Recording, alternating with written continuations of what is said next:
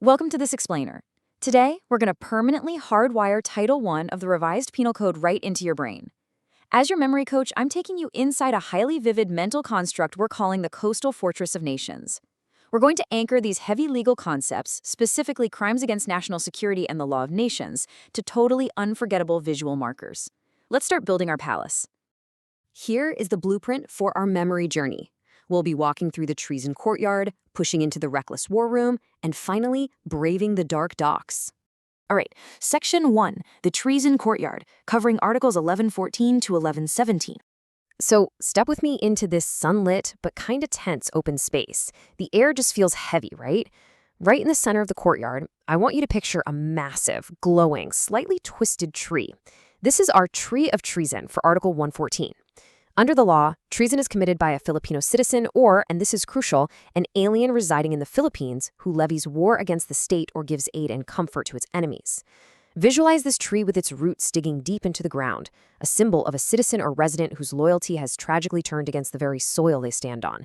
It's a massive betrayal, which is why the penalty ranges from reclusion perpetua all the way to death. Now watch that glowing tree drop exactly 4 million golden pesos right onto the cobblestones. That represents the maximum 4 million peso fine. But look up at the branches. Staring right back down at you are two giant, unblinking stone eyes. Why two eyes? Because you absolutely cannot be convicted of treason without the testimony of at least 2 witnesses to the exact same overt act. Or, of course, a confession in open court. So lock that in.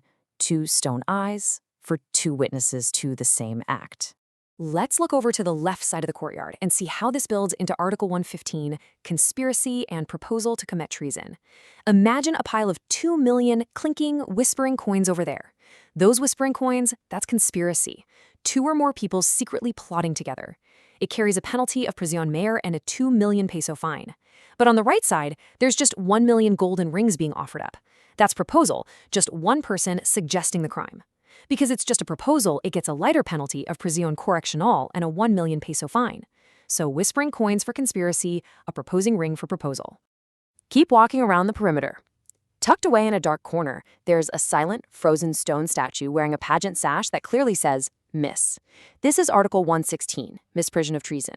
Our Miss statue literally has her hands covering her eyes and her mouth. She's hiding secrets. The law says that if you owe allegiance to the government and know about a treasonous conspiracy but you hide it from the provincial governor, the city mayor, or the fiscal, you're punished as an accessory. She's freezing up and hiding the truth from the local mayor.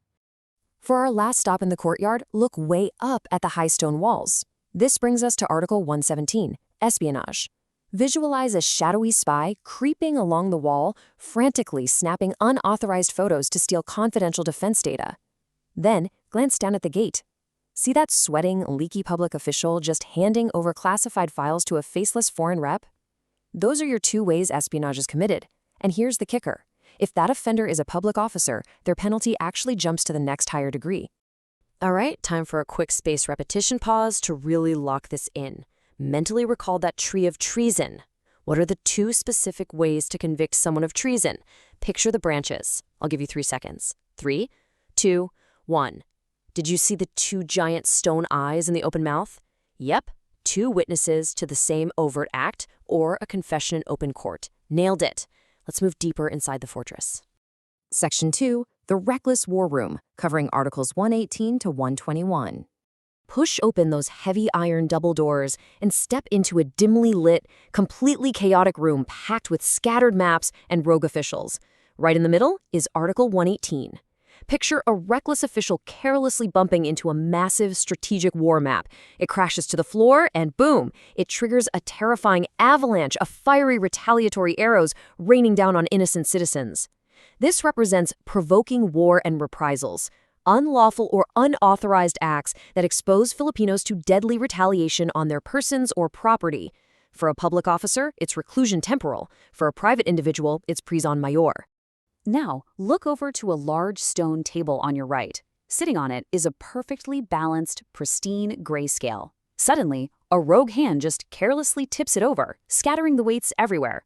This is Article 119, Violation of Neutrality. This kicks in specifically when there is a war going on somewhere, but the Philippine government is literally not involved. If you violate regulations issued by a competent authority meant to enforce that neutrality, you get slapped with prisión correccional.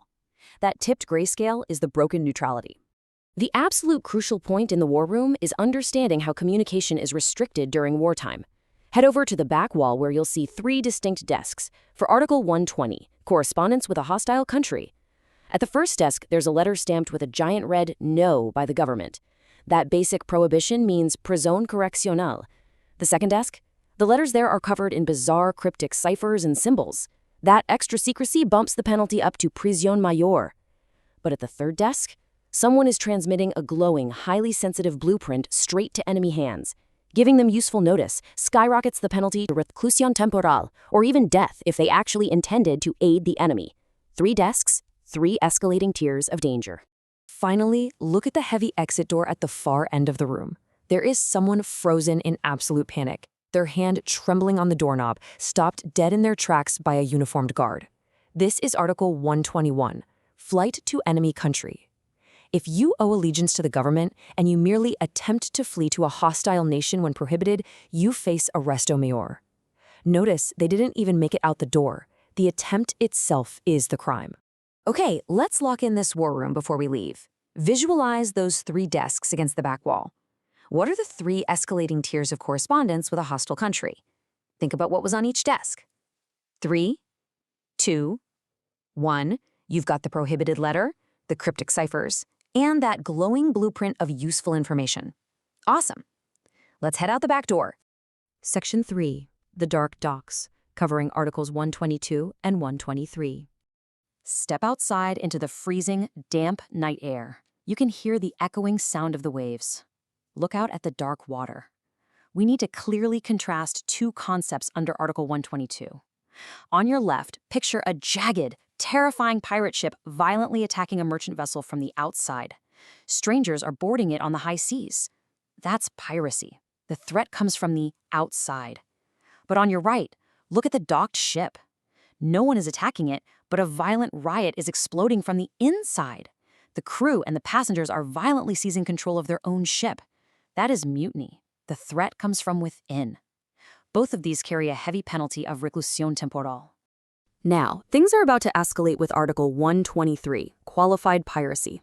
Look further out to sea at an absolutely horrifying scene. A ship is completely engulfed in flames because it was fired upon and violently boarded.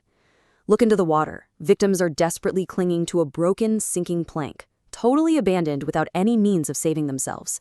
And tragically, the water is stained red, meaning the crime was accompanied by murder, homicide, physical injuries, or rape. If any of these 3 terrifying circumstances happen, it becomes qualified piracy, and the penalty jumps drastically to reclusion temporal to death. All right, let's take our final pause right here on the docks. Feel the cold air. What is the fundamental difference between piracy and mutiny under Article 122? 3, 2, 1. It's all about the attackers.